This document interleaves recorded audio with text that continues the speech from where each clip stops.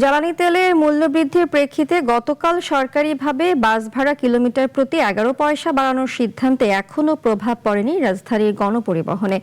ঢাকা নগরী চলাচলকারী বাসে আজও আগের ভাড়াই নেওয়া হচ্ছে পরিবহন শ্রমিকরা।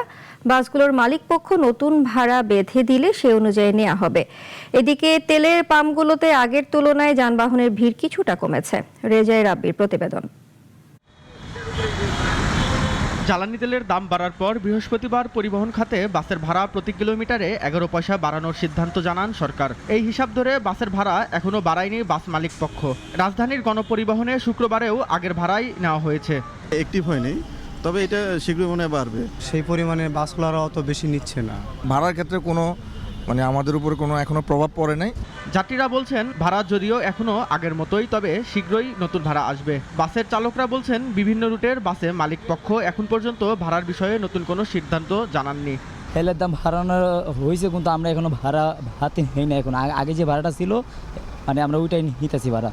এদিকে ডিপো থেকে পাম্পে জ্বালানি তেলের সরবরাহ বাড়ানোয় এখন চাপ কমেছে। ফিলিং স্টেশনগুলোতে অপেক্ষমান যানবাহনের লাইন ছোট হয়ে আসছে। এতে কিছুটা স্বস্তির কথা জানালেন চালকরা। তুলনামূলক অনেক কমছে, কারণ আমি সকাল থেকে লাইনে দাঁড়াইছি 3 ঘন্টা, আমি পাম্প পর্যন্ত চলে আসছি।